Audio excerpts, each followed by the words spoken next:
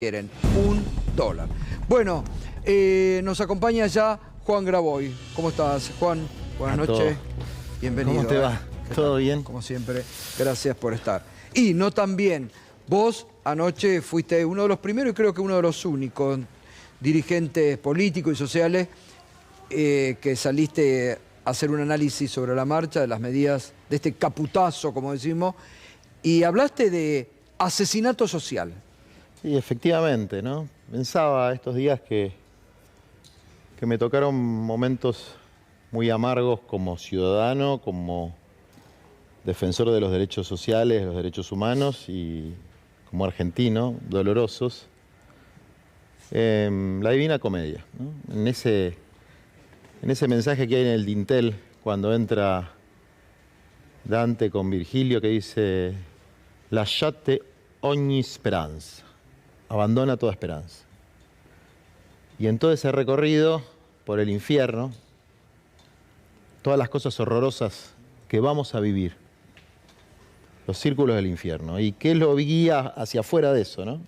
Beatriz, que es la personificación de la fe y la esperanza, y la pureza. Y la necesidad que tenemos de reencontrarnos con esa fe, con esa esperanza y con esa pureza, porque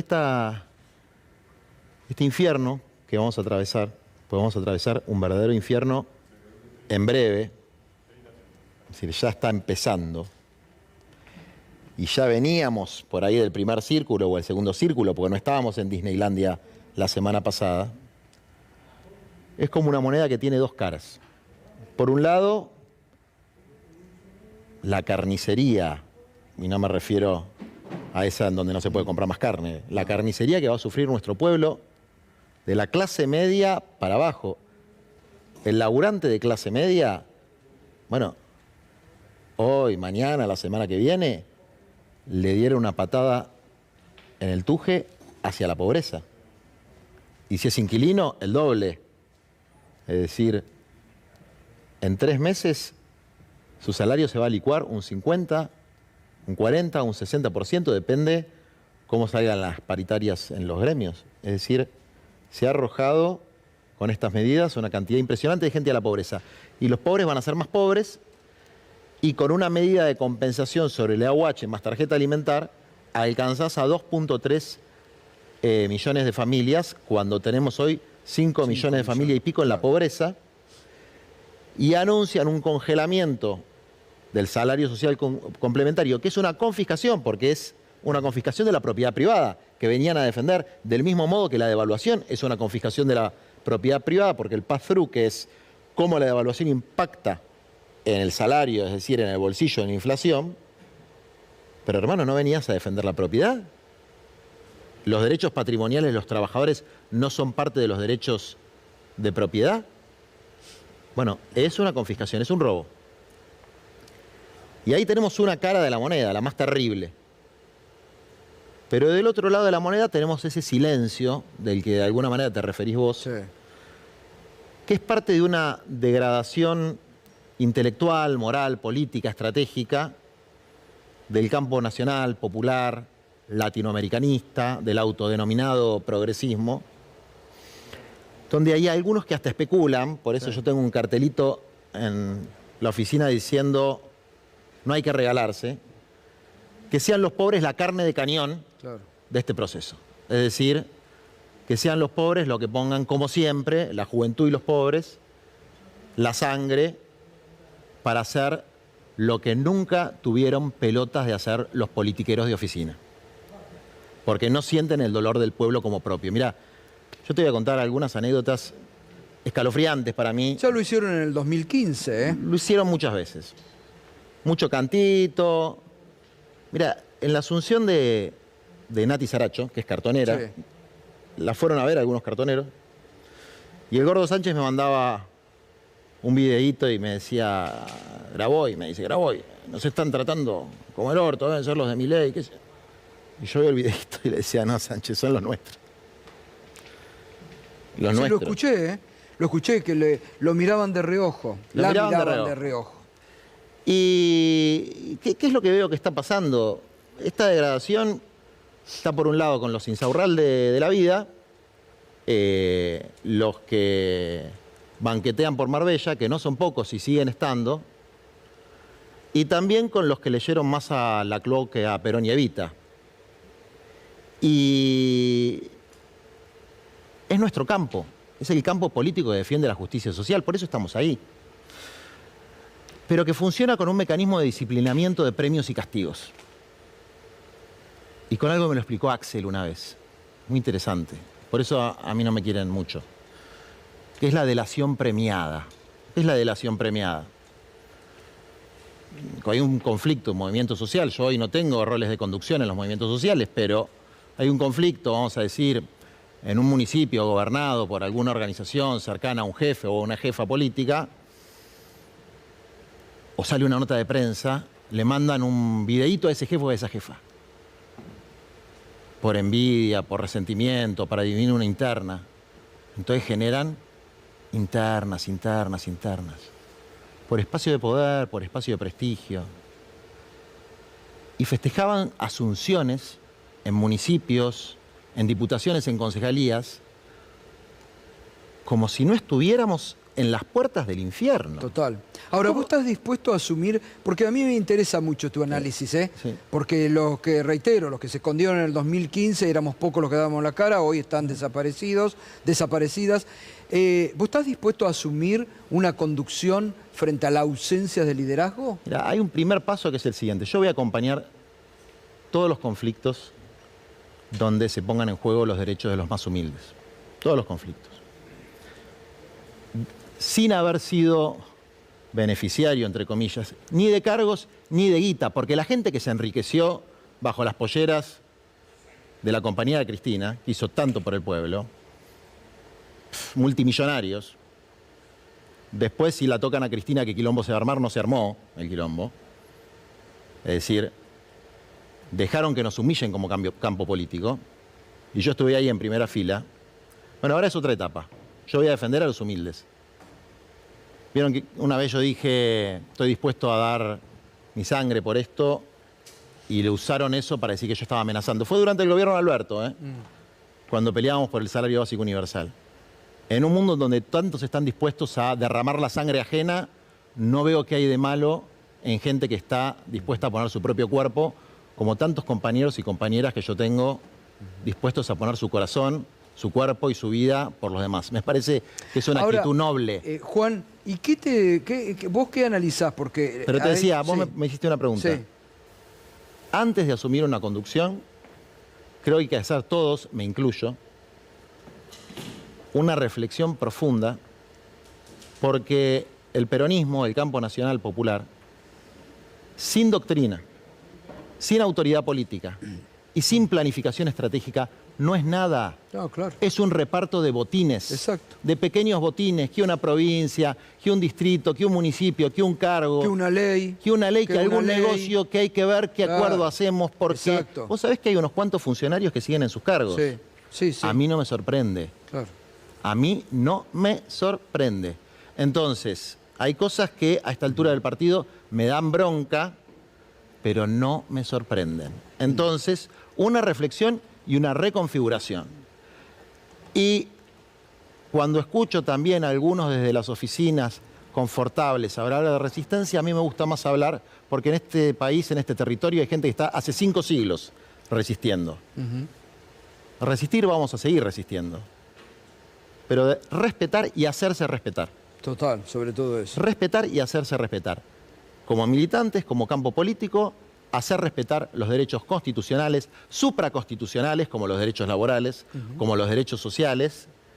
Entonces, hacerse respetar, reflexionar y reconfigurar un proyecto político de transformación profunda de las estructuras injustas de este país. Total. Juan, te pregunto por lo que pasa en la calle, en el territorio. Vemos y cuando se le pone el micrófono a muchos votantes de Grabois que entienden y que hay una construcción en el sentido de que hay que aguantar, de que son algunos meses, son 2, 3, 4, 5, 6 meses. Te pregunto, ¿hasta dónde la gente puede aguantar? Y si crees que son 2, 3, 4 meses y ya está. No, ¿qué van a ser 2, 3, 4 meses? Esto es, abandona toda esperanza cuando entras al infierno. Pero del infierno Dante salió.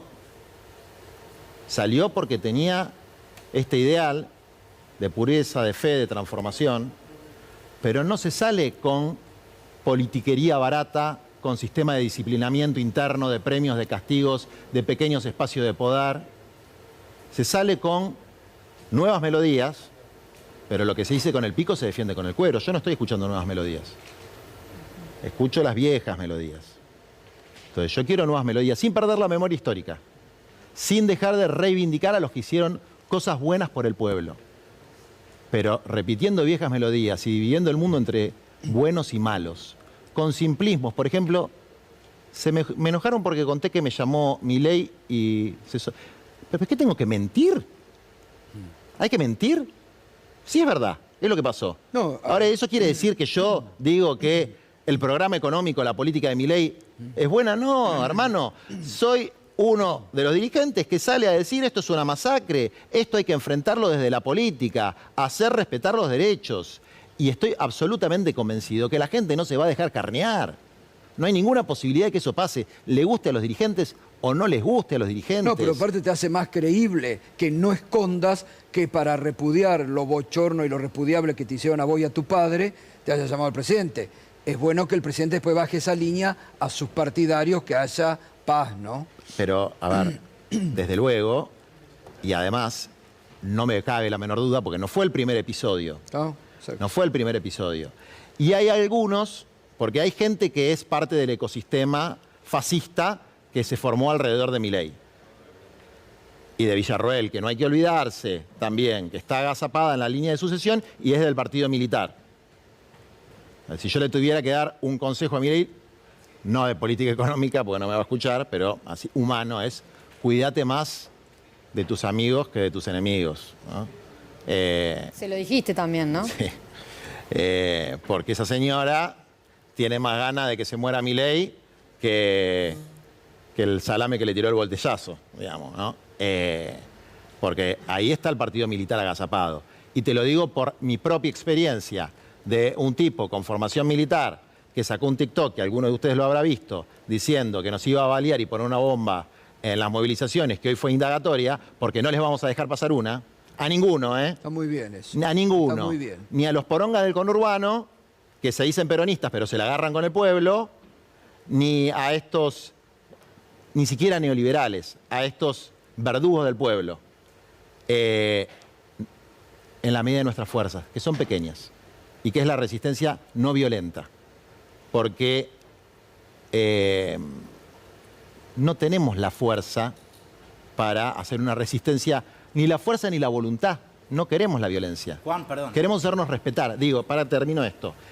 Este tipo que va a indagatoria, ¿quién lo defiende? Lo defiende el abogado de la Marina que estuvo en todos los juicios de la ESMA, que es el amigote de Villarroel. Es decir, hay un aparato atrás de violencia parapolicial. Existe ese aparato. Pero después también hay un montón de gente que repite lo que ve en la televisión. Que repite, se la llevaron toda, vos vivís de la mía, etcétera, etcétera, etcétera. Y lo repite porque han difamado muchísimo, pero algunos lo repiten porque hubo no pocos sinvergüenzas que efectivamente hicieron eso y tenemos que empezar a separar la paja del trigo un poquito. Totalmente.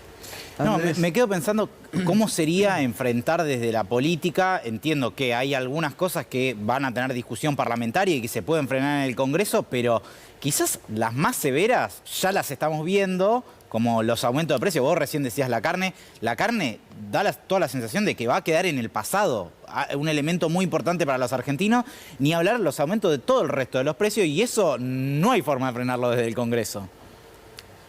Por eso te digo, esto es una masacre social. Y ¿sabés otra cosa muy paradójica que va a suceder? Pero no se puede hacer nada. Te lo entonces. firmo. No. A ver, si yo tuviera la respuesta... Yo me presenté a elecciones, la gente consideró que para la primaria el mejor representante era Massa.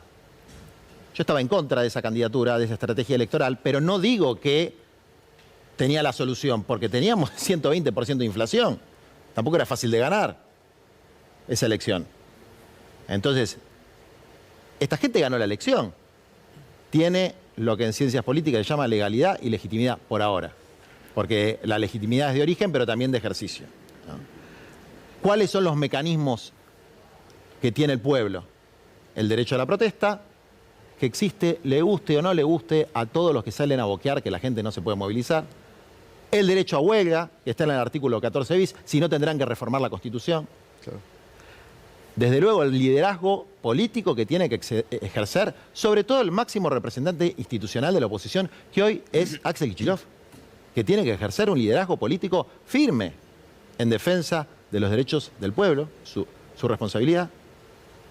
El que podamos ejercer los que no tenemos una representación institucional, pero que podemos tener alguna influencia,